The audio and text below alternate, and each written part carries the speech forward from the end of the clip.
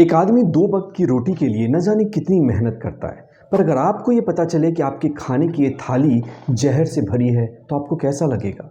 जी हाँ, आपके खाने की थाली एक ऐसा इनविटेशन कार्ड है जो रोज मौत को निमंत्रण दे रही है और तो और हजारों बीमारियों को हाथ फैलाकर बुला रही है।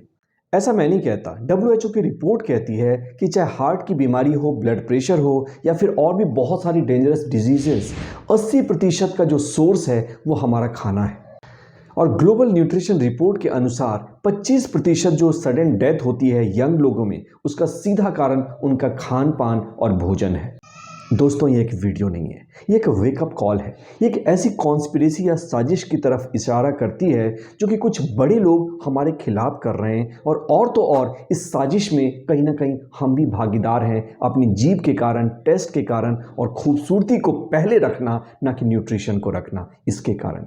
और अगर हम आज नहीं सुधरे ना तो धीरे धीरे देखो हमारे बच्चों में क्या हो रहा है। आज 7 साल के बच्चों की तोंद लटकी हुई है, 5 साल के बच्चे चश्मा लगा रहे हैं, ऑस्टियोपोरोसिस शिफ्ट हो चुका है। जो हार्ट डिजीज 40 या 50 साल के बाद होता था, आज वो 20-25 साल के लोगों को हार्ट अटैक्स आ रहे हैं। और ये इशारा है कि अब हमें कहीं ना कहीं चेंज करना पड़ेगा। दोस्तों, हिपोक्रेट्स कहते थे कि let's make your food medicine, अपने खाने को ही अपनी दवा बनाओ। अगर ऐसा नहीं करोगे तो आपको दवाइयों को खाने की तरह प्लेट भर भर के लेना पड़ेगा। और ये वीडियो उसी पॉसिबिलिटी के बारे में है कि क्या वो ऐसी मिस्टेक हैं, क्या वो साजिशें हैं जिसके तहत कि हमारे खाने की जो न्यूट्रिशन है वो चली गई, उसमें बीमार करने वाले तत्व भर भर के आ गए, और क्या हम ऐसा मौलिक बदलाव अपनी डाइट में ला सकते हैं जिससे कि हम फिर से एक बार हेल्थ और न्यूट्रिशन को पा सकें, अपनी सेहत को बेहतर कर सकें, लंबी उम्र पा सकें, हाई एनर्जी में रह सकें और अपनी लाइफ को ग्रेट बना सकें। सो पहली चीज है अल्टर्ड ईटिंग हैबिट। आपने सुना होगा ना कि बीमार हो या कुछ भी, हमारे पेरेंट्स हमेशा ये कहते थे, खाना ना दबा कर खाना भाई, एकदम दबा कर खा ले। जब मैं जाता था ना गाँव बचपन में, तो पापा हमेशा कहते थे कि बीच में खाना नहीं मिलेगा, खाना एकदम भरपेट खा लिया करो। और पता है इसका कारण क्या है? इसका कारण है हमारा रेप्टिलियन ब्रेन, जिसका एक ही पर्पस है, हमें जिंदा रखना और सिक्योरिटी देना। और इसके कारण खाना चूंकि सर्वाइवल से कनेक्टेड है, सिक्योरिटी से कनेक्टेड है, इसलिए हमारे अंदर एक इंट्रिंसिक डिजायर है कि खूब खाना खाओ। लेकिन मैं आपसे एक सवाल पूछता हूं, आपको पता है दुनिया का सबसे मुश्किल काम क्या है? नहीं, ये चांद पे जाना नहीं है, ये है खाने को पचाना। और इसका एग्जाम्पल मैंने तब महसूस किया कि +2 के एग्ज़ाम के दौरान जब भी मैं खाना खा करके जाता था तो जितनी भी मैंने मेहनत की होती थी वो चीज़ें मुझे याद नहीं आती थी, मेरा ब्रेन स्लगिश हो जाता था। कई लोगों को नींद की प्रॉब्लम होती है, लेकिन जैसे ही उनके खाने को शिफ्ट किया जाता है 7 बजे के पहले, ऑटोमेटिकली उनकी नींद की क्वालिटी बेहतर हो जाती है।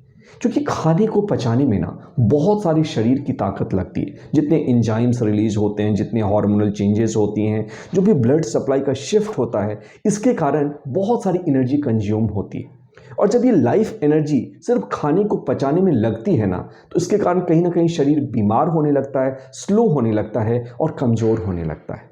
यंगस्टर्स में आज एक और बहुत बड़ी प्रॉब्लम है, वो लगातार कुछ ना कुछ खाने लगते हैं, क्योंकि बहुत सारे ऐसे लोग आज ज़िंदगी में हैं जिनके अंदर इतना स्ट्रेस भरा है कि सिर्फ खाना ही एक ऐसी चीज़ है जो कि उनको डोपामीन देता है, एक क्विक रिलीफ की तरह उनको एहसास कराता है।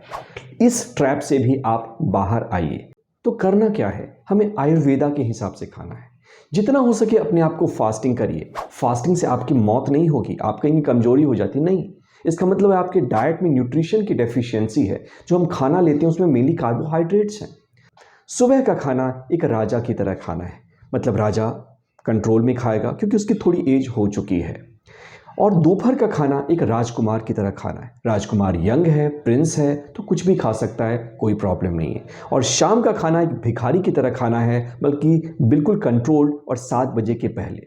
और इसका एक लॉजिक ये भी है कि हमारे जो खाना पचाने की जो शक्ति है, जो एनर्जी हमारे फूड को डाइजेस्ट करती है, वो सन के हिसाब से चलती है। क्योंकि दोपहर में सनलाइट बहुत पावरफुल होता है, तो हमारा जो डाइजेस्टिव फायर है वो भी सबसे स्ट्रांग होता है। वहीं नाइट में ये खत्म हो जाता है, तो नाइट में खाना नहीं खाना चाहिए। इसलिए बहुत सारे धर्म में देखेंगे नाइट के खाने को रेस्ट्रिक्ट किया गया है, और आज इसको साइंस भी प्रूव करता है।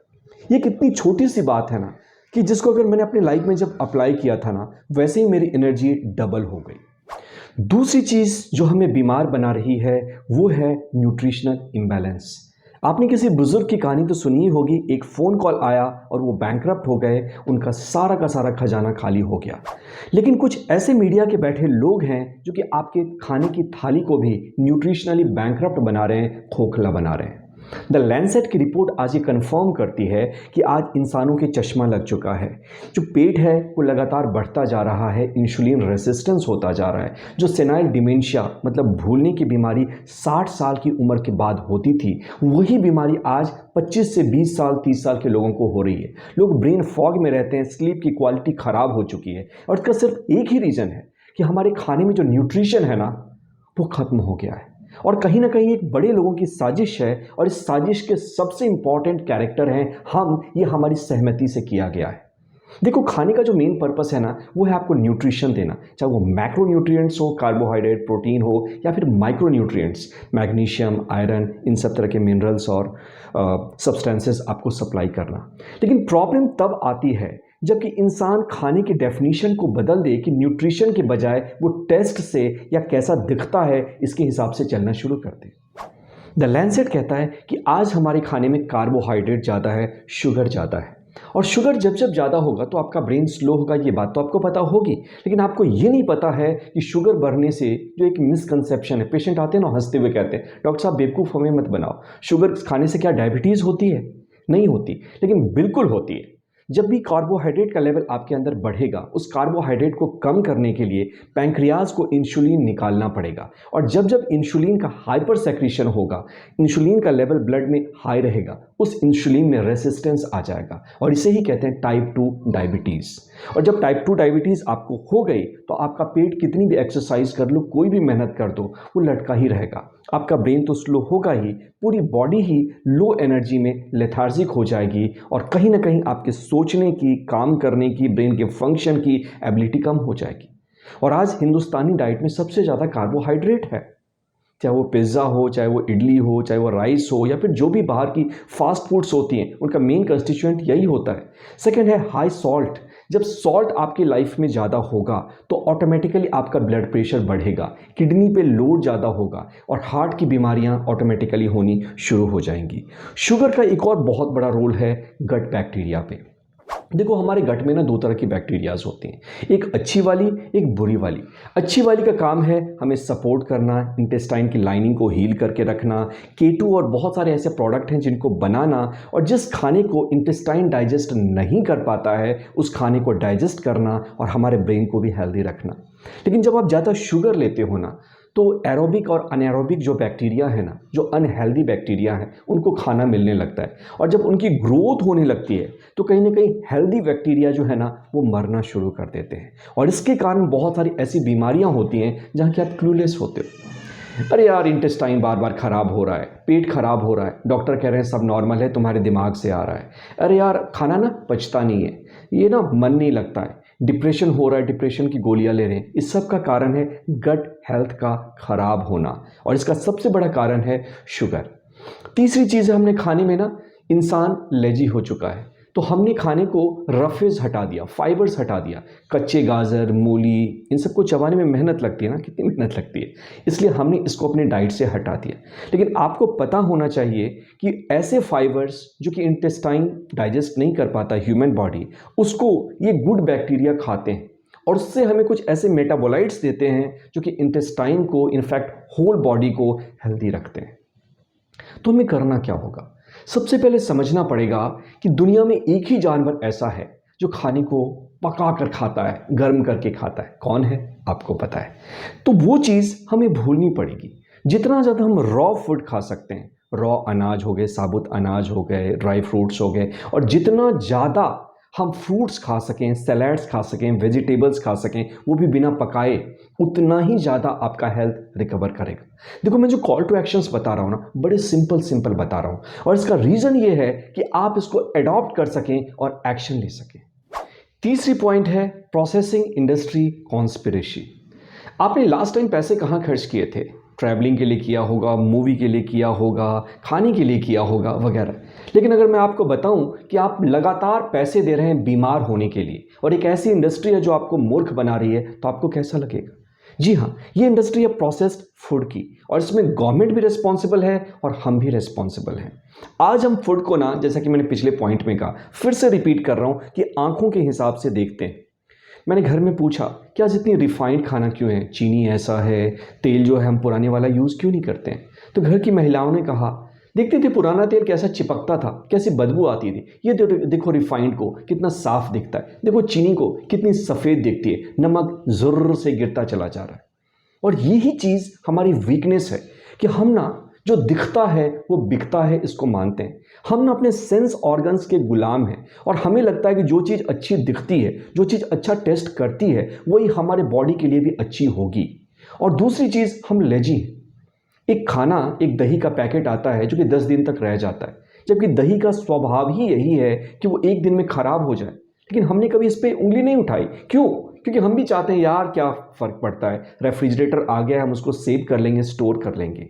लेकिन इसका सबसे बड़ा नुकसान ये होता है कि इसके अंदर न्यूट्रिशन नहीं है, इसके अंदर प्राणा नहीं है। ये हमारे बॉडी के सेटाइटी जो मैकेनिज़्म है जिससे कि हमें ये सिग्नल जाता है कि अब ज़्यादा खाना नहीं खाना है, बस हुआ, उस मैकेनिज़्म को बाईपास कर देती है। लास्ट टाइम जब आप दावत में गए थे, याद करना क्या हुआ था, आपने जम के खाना खाया था। या फिर जब आप पिज़्ज़ा, बर्गर ये सब खाने खाते हो, आपको एहसास ही नहीं होता कि कब पेट भर गया और हम ओवर ईटिंग कर लेते हैं। ऐसा क्यों? क्योंकि इनको प्रोसेस्ड फूड को इस तरीके से बनाया ही गया है कि आपको इतना अच्छा लगने लगता है कि आपको छोड़ने का मन नहीं करता।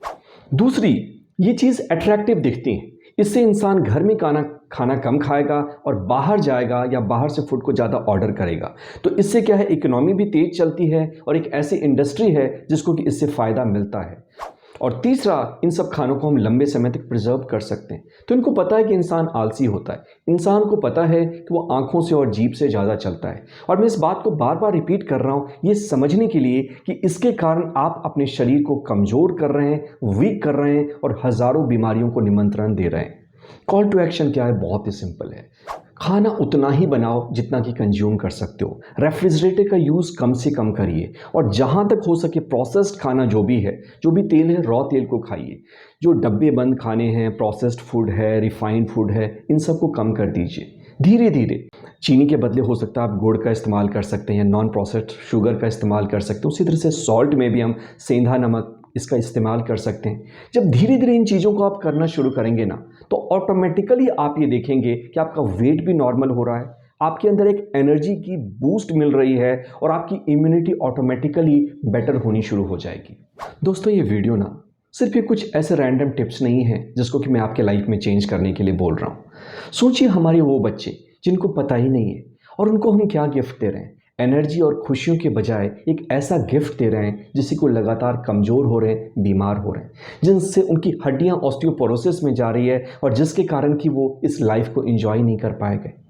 हमारा पर्पस है इस धरती को रहने के लिए एक बेहतर जगह बनाना और कहीं ना कहीं अगर हम ऐसा करना चाहते हैं तो हमें ये समझना पड़ेगा कि हमारा फूड ही हमारा सबसे बड़ा मेडिसिन है। हमें फिर से उन पुराने लाइफस्टाइल में जाना पड़ेगा जहाँ कि इंसान 100 साल से ज़्यादा जीता था। मैं इसको गोल बनाओ ना बनाओ इससे कोई फ़र्क नहीं पड़ता, लेकिन इस बात को गोल ज़रूर बनाना पड़ेगा कि जब आप अगली बार अपने खाने को चूज़ करते हैं तो ये जानकर करिए कि उसमें न्यूट्रिशन कितना है। ये कोशिश करिए कि जितना ज़्यादा रॉ होगा उतना ज़्यादा मेरा खाना अच्छा होगा, जितना ज़्यादा मैं अनकुक्ड फूड को खा सकता हूँ, फ्रूट्स को खा सकता हूँ, सैलड्स को खा सकता हूँ, उतना ज़्यादा ड्राई फ्रूट्स को खा सकता हूँ, मेरे शरीर को एनर्जी मिलेगी, ताकत मिलेगी। और फाइनली ये समझिए कि ज़्यादा खाना बहुत ज़रूरी नहीं है। ये एक डोपामीन का ऐसा हिट है जो कि आप अपने ब्रेन को खुशी देने के लिए खा रहे हैं और इसका अंजाम भुगतना पड़ता है शरीर को, क्योंकि खाना पचाने में बहुत ज़्यादा मेहनत करनी होती है। ये था इस पूरे वीडियो की समरी। अब फैसला आपके हाथ में है, हेल्थ की आपके हाथ में है और ये हैं छोटे से कुछ शिफ्ट। वीडियो अगर पसंद आई हो तो 5 ऐसे लोगों को ज़रूर भेजिएगा जिनकी लाइफ में ये एक बदलाव आ सकता है और ये बदलाव इस धरती को भी हेल्दी बनाएगा।